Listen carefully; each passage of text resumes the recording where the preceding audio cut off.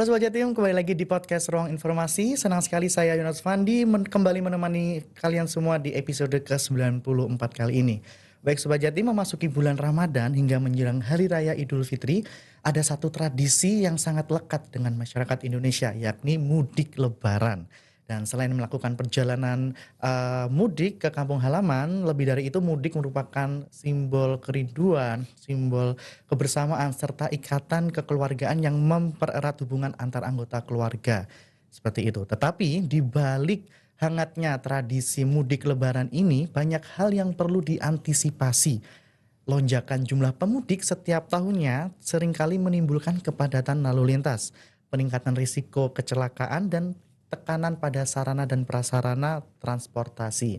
Nah, Sobat Jatim, oleh karena itu, pemerintah terus berupaya memastikan agar perjalanan mudik masyarakat dapat berlangsung dengan aman, nyaman, dan tertib. Untuk membahas gimana kesiapan pemerintah Provinsi Jawa Timur dalam menghadapi arus mudik lebaran tahun ini, hari ini kita akan mengangkat tema Mudik Aman, Lebaran Nyaman. Dan sudah hadir bersama kita Kepala Seksi Prasarana Bidang Angkutan Jalan Dinas Perhubungan Provinsi Jawa Timur, Bapak Mulyono SH. Terima kasih Pak sudah hadir di podcast Ruang Informasi. Selamat siang, salam sehat untuk kita semua. Kita ketemu lagi, tahun kemarin kita sudah podcast ya Pak ya, juga membahas tentang persiapan Lebaran.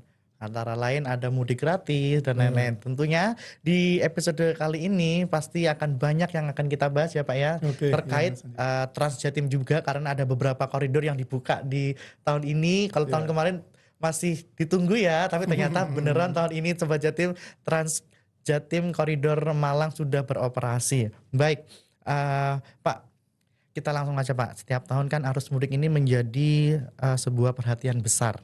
Karena jumlah pemudik biasanya meningkat cukup signifikan setiap tahunnya. Nah, sebagai pembuka mungkin Bapak bisa menjelaskan kepada Sobat Jatim apa yang menjadi fokus utama Dishub Jatim dalam menghadapi arus mudik lebaran tahun ini. Ya, terima kasih Mas Pandi. Memang fenomena mudik lebaran ini menjadi agenda tahunan. Dan ini bisa dikatakan mobilitas terbesar di dunia. Karena bukan hanya puluhan juta, tapi ratusan juta masyarakat berbondong-bondong untuk mudik lebaran dalam waktu yang hampir bersamaan. Oleh karena itu fokus kami yang pertama terkait dengan lonjakan penumpang. Dengan adanya lonjakan penumpang akan berpengaruh pada ketersediaan armada angkutan.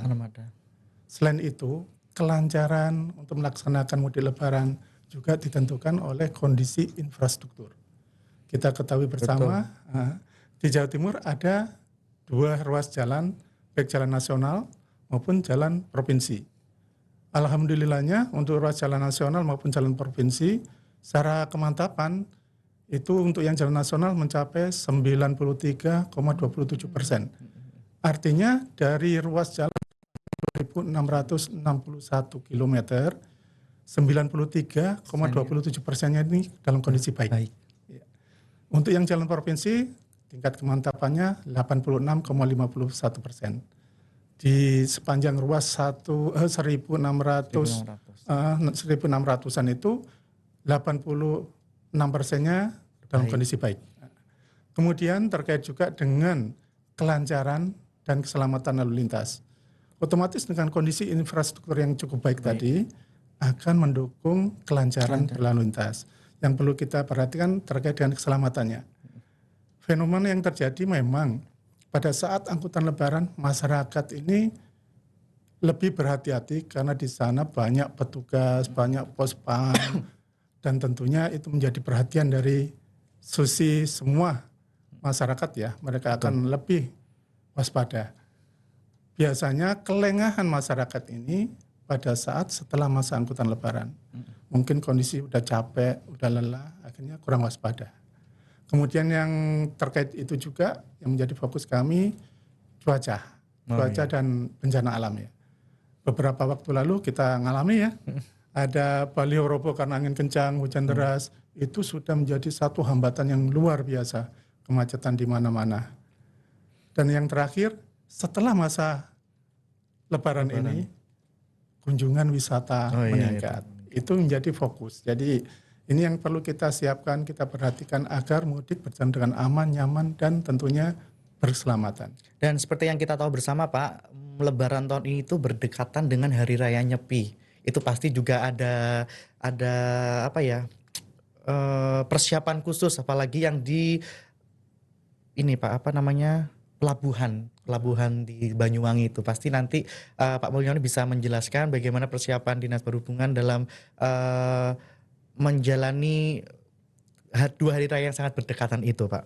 Baik, menarik sekali dalam menghadapi lonjakan mobilitas masyarakat Pak. Tentu pemerintah ini kan perlu melakukan berbagai antisipasi sejak dini. Bagaimana pemerintah memetakan itu tadi Pak, potensi lonjakan pemudik, termasuk mengidentifikasi jalan-jalan, jalan jalur yang berpotensi mengalami kemacetan selama periode mudik Lebaran ini. Ya, terima kasih Mas. Untuk melakukan pemetaan terhadap lonjakan pemudik, kita berkoordinasi dengan Badan Kebijakan Transportasi di Kementerian Perhubungan.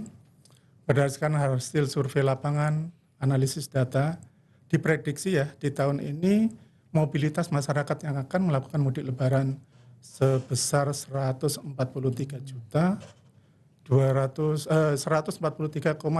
juta. Kalau dibandingkan dengan tahun sebelumnya, di tahun 2025 ada penurunan, tapi enggak terlalu signifikan. Tahun 2025 itu sejumlah 146,49. Artinya ada penurunan sebesar 2,57 juta atau 1,75%. Dari jumlah yang diprediksi melakukan mobilitas ini di Jawa Timur, untuk pemudik yang masuk di Jawa Timur ini sejumlah 20,90 juta. Peringkat kedua setelah Jawa Tengah. Jawa Tengah, iya. Sedangkan yang keluar dari Jawa Timur menuju ke provinsi lain, daerah yang lain, itu 15,61 juta. Dan ini menduduki peringkat ketiga setelah Jawa Barat dan DKI Jakarta. Kemudian pusat dari pergerakan itu sendiri tentunya di Surabaya. Surabaya ini diprediksi setiap harinya kendaraan pribadi yang keluar masuk di kota Surabaya mencapai 251.000 kendaraan tiap hari. Sedangkan secara keseluruhan untuk Jawa Timur, kendaraan pribadi yang keluar masuk sejumlah 33.000. Dengan demikian, antisipasi agar lalu lintas tetap berjalan dengan lancar, tetap dalam posisi yang aman, nyaman, kita akan selalu berkoordinasi dengan lintas sektoral. Khususnya pada jalur-jalur yang rawan macet tadi. Berarti sudah ada antisipasi sejak dini ya Pak ya, untuk mengantisipasi arus mudik ini supaya dapat berjalan dengan lancar. Baik, jadi persiapan ini memang dilakukan secara matang ya Pak ya, dan terkoordinasi lintas sektor tadi supaya memastikan masyarakat dapat melakukan perjalanan yang aman. Baik, untuk tadi Pak saya kepo yang tentang masalah yang penyeberangan ke Bali, Pulau Bali itu kan juga deket nih, Nyepi sama Lebaran. Mungkin ada strategi khusus dari Disub. Betul, untuk penyeberangan Pelabuhan Ketapang ke Gilimanuk itu ada pemberlakuan khusus.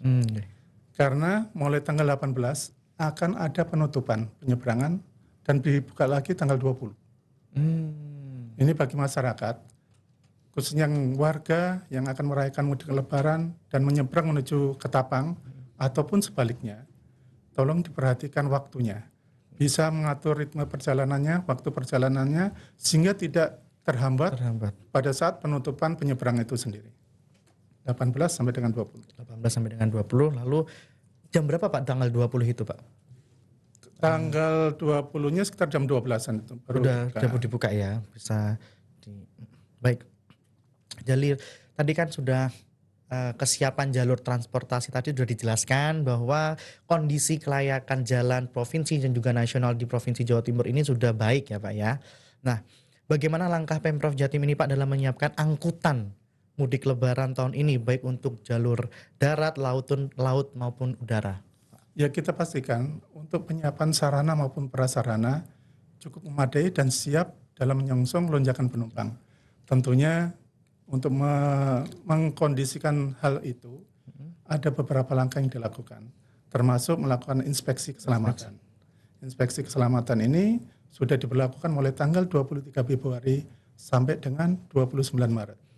Untuk lokasinya di awal ini dilakukan pada terminal. Kebetulan terminal di Jawa Timur ini ada 16 terminal tipe A di bawah kewenangan Kementerian Perhubungan, 29 terminal tipe B yang dikelola oleh Pemprov Jatim. Selain itu, setelah masa lebaran mulai tanggal 23 sampai dengan 29 juga dilakukan kelanjutannya ramcek atau inspeksi keselamatan ini sasarannya bergeser. Kalau tadi di terminal dan di kantor pool ini bergeser ke rest area, exit tol maupun jalan arteri. Itu yang waktu baliknya ya Pak ya? Baliknya. Jadi langsung antisipasinya di rest area. Betul. Nah. Oke, berarti untuk menurut Pak Mulyono kesiapan angkutannya bagaimana Pak sampai saat ini untuk bis umum dan lain-lain seperti itu Pak? Secara keseluruhan persiapannya sudah mencukupi ya, kami pertimbangan cukup mencukupi karena dari moda bus sudah tersedia 6.637 unit. Dan itu sudah dicek semua ya Pak ya? Ya, itu termasuk cadangan. Terus untuk pesawat ada 302 pesawat udara, kereta api ada 148 trainset, dan untuk kapal laut ada 55 kapal laut, sedangkan untuk penyeberangan ada 71 kapal penyeberangan. Itu yang akan mendukung mobilisasi masyarakat selama mudik lebaran ini. Dan itu sudah dicek semuanya oleh teman-teman di sub dan juga lintas sektor. Dan oke, baik. Masyarakat ini kan sering ini Pak mendengarkan menantikan adanya program mudik gratis yang difasilitasi oleh pemerintah. Nah, tahun ini bagaimana Pak terkait mudik gratis itu Pak? Alhamdulillah, ini bentuk perhatian dari Pemprov Jatim ya. Ini sudah berjalan beberapa tahun dan animo masyarakat sangat tinggi. Sangat tinggi. Pengalaman kami kemarin untuk pendaftaran online baru dibuka pukul 8 pagi, 10 menit kemudian sudah habis. Kita siapkan waktu itu 1.600 seat, 10 menit habis. Kemudian untuk pendaftaran offline yang hadir di tempat, itu kita siapkan 2.400. Pendaftar ini sudah masuk 1 hari sebelumnya. Jadi tanggal 7 harusnya kan tanggal 8. Tanggal 7 jam 10 malam itu pada hadir. Oh, hadir langsung ini? Iya, antri. Padahal itu belum kita buka gerbangnya. Iya. Itu harusnya paginya. Iya. Begitu tinggi animo masyarakat. Betul. Sehingga dalam 1 hari itu langsung habis. Oke. 2.400 ya Pak yang untuk offline, yang di online ada? Di online ada 1.600. 1.600 berarti 40-60.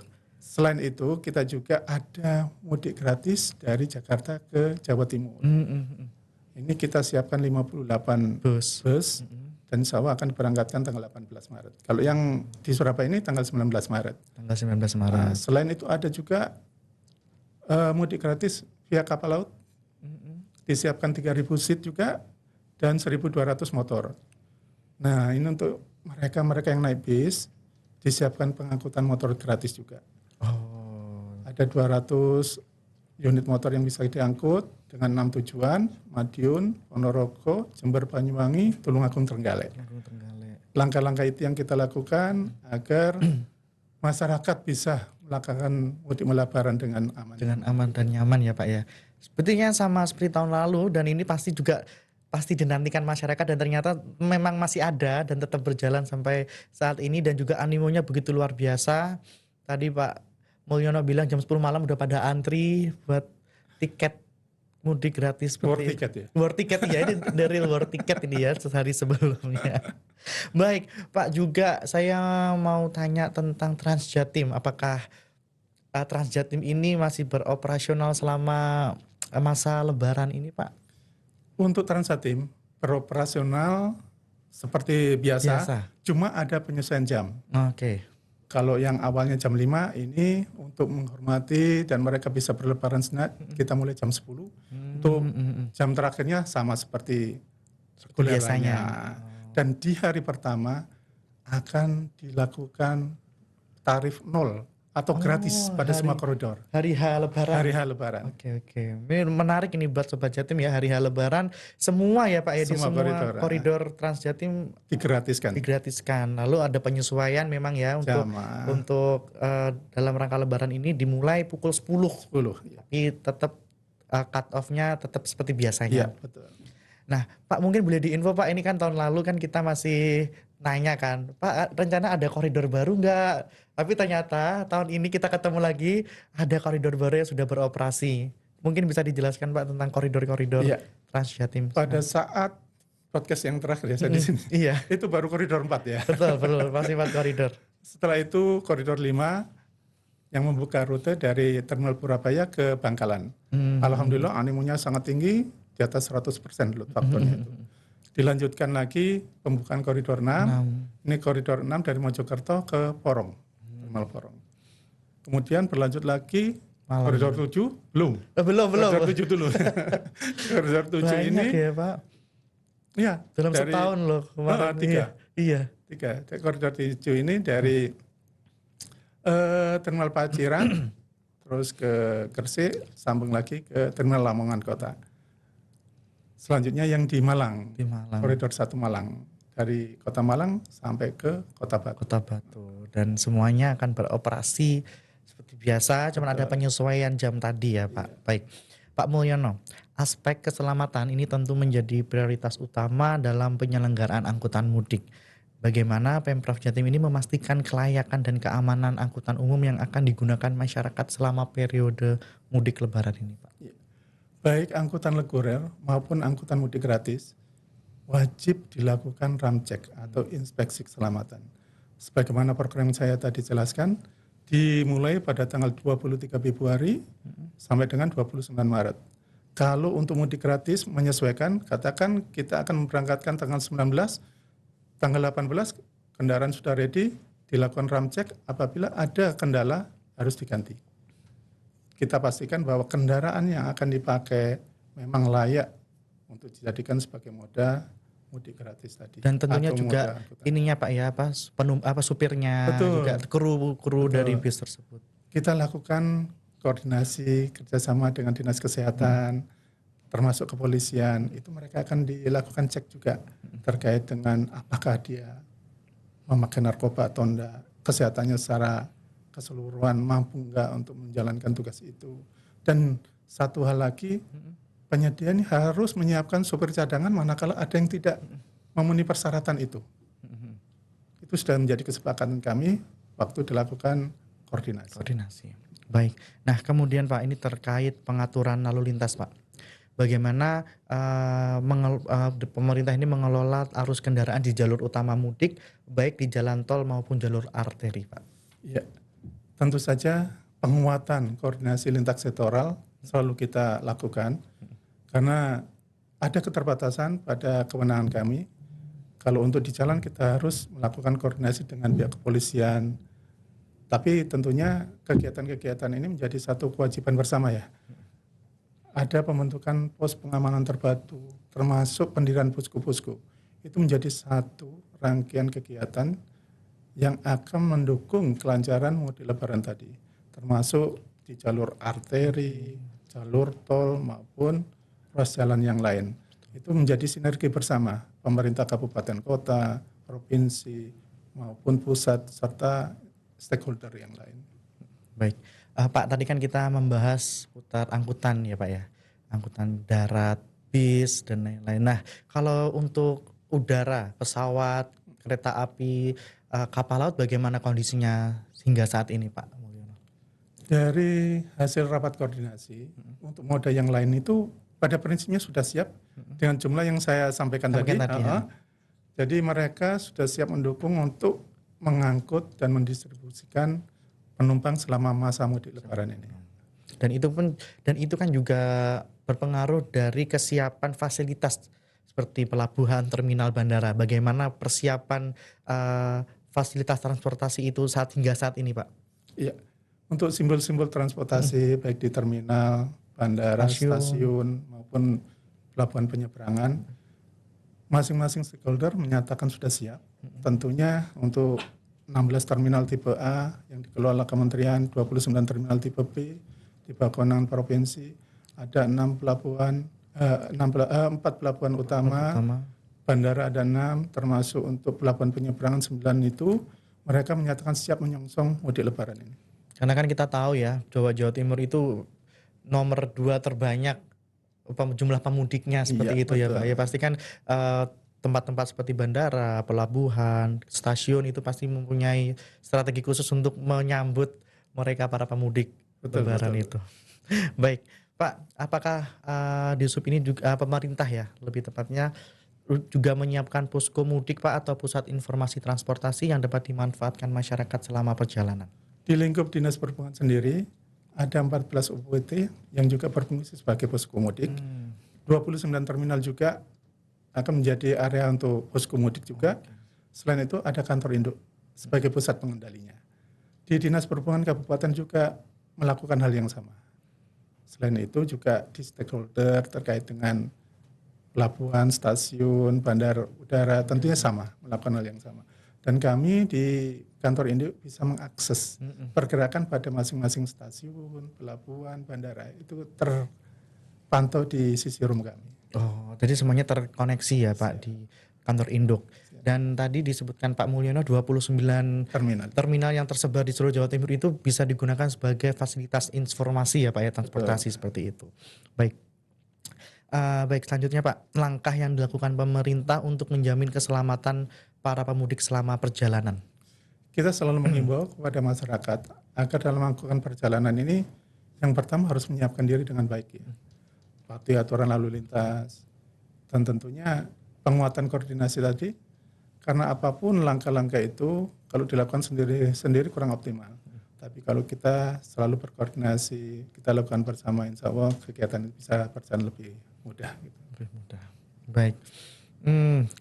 Untuk pengawasan tadi terhadap pengemudi juga sudah dilakukan ya Pak ya, serta kondisi angkutan umum tadi, bagaimana mekanismenya Dishub juga instansi terkait untuk melakukan pengawasan itu Pak? Kita libatkan kalau memang terkait dengan kru, kita libatkan dinas kesehatan ya. Pada saat dilakukan ramcek sekalian dengan orangnya, bukan kendaraannya. Bukan kendaraannya. Sekalian jadi satu. Nah, kalau memang dia ada indikasi sakit tertentu, nah ini apakah masih dalam batas ambang dibolehkan untuk melakukan tugas selanjutannya untuk mengemudi atau tidak bisa. Dari situ akan menjadi rekomendasi si A, katakan si kru A ini tadi harus berobat dulu atau tidak.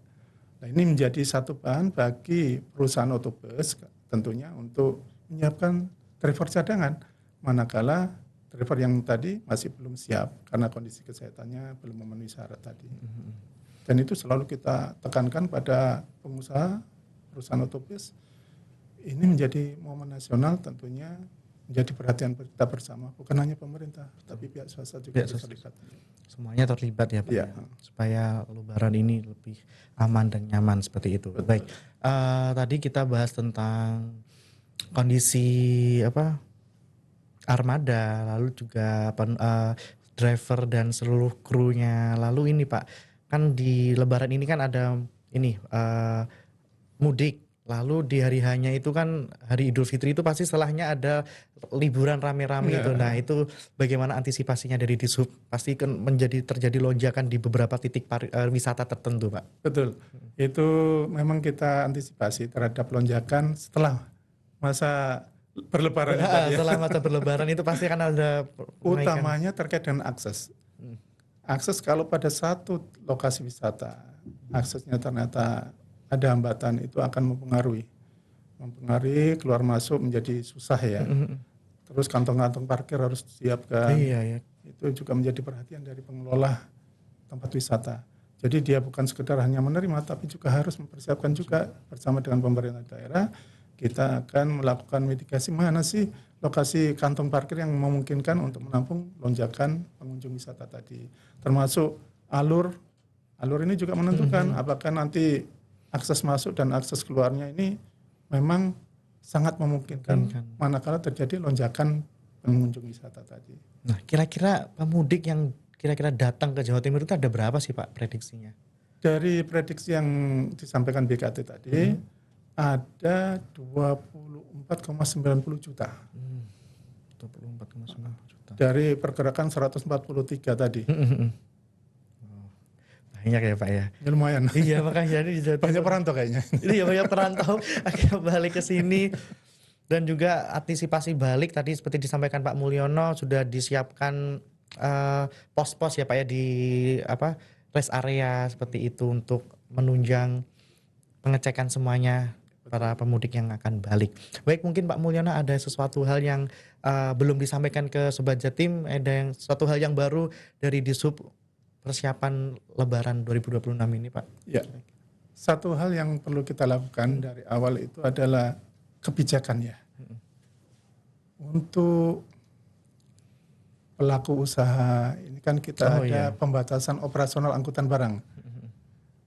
Tujuannya apa? Supaya hambatan itu bisa dikurangi. Itu diberlakukan mulai tanggal 13 Maret sampai dengan 29 Maret. Dikecualikan pembatasan ini untuk angkutan bahan pokok, BBG, BBM, pupuk itu dikecualikan. Untuk yang lain-lain untuk sementara waktu akan di stop operasional, dibatasi. Ada pembatasan tuh. Terus ada alih fungsi. Jembatan Timbang difungsikan sebagai rest area. Jadi masyarakat manakala lelah bisa mampir istirahat di Jembatan Timbang, termasuk 29 terminal tipe tadi. Ya. Teman-teman yang sekiranya lelah silakan mampir untuk beristirahat di terminal tadi. Intinya jangan dipaksakan ya Pak, kalau capek istirahat seperti itu. Baik Pak Mulyono, sebelum kita akhiri perbincangan pada hari ini, tentu ada beberapa pesan penting yang ingin disampaikan kepada masyarakat Pak. Apa pesan utama dari pemerintah kepada masyarakat agar perjalanan mudik masyarakat tahun ini dapat berlangsung dengan aman dan nyaman? Ya, untuk masyarakat kita harapkan tetap mematuhi aturan lalu lintas dan memperhatikan kondisi kesehatannya, manakala dia lelah, manakala dia capek, istirahat sejenak. Jangan memaksakan diri, tetap melakukan perjalanan, tapi itu malah membahayakan. Terus atur ritme, tahu rute, agar tidak terjadi sesuatu hal yang tidak diinginkan. Baik, terima kasih Pak Mulyono atas tips-tipsnya dan juga informasi-informasi yang sudah disampaikan kepada Sobat Jatim. Dan tentunya Sobat Jatim tadi sudah dijelaskan oleh Pak Mulyono bagaimana titik-titik macet, lalu juga dijelaskan juga pengecekan armada, angkutan bus dan lain-lain sudah dijelaskan bahwa tahun ini semuanya siap ya Pak ya, siap beroperasi. Baik, terima kasih banyak Pak Mulyono atas penjelasan dan informasinya terhadap kami semua. Sobat Jatim, semoga perbincangan kita hari ini dapat kita pahami bahwa mudik lebaran ini bukan hanya menjadi tanggung jawab pemerintah, tetapi juga membutuhkan peran serta masyarakat dan seluruh pihak untuk bersama-sama menjaga keselamatan dan ketertiban selama perjalanan. Baik Sobat Jatim, saya Yohanes Fandi, Pak Mulyono dan seluruh kru dari Dinas Kominfo yang bertugas mengucapkan terima kasih dan sampai jumpa.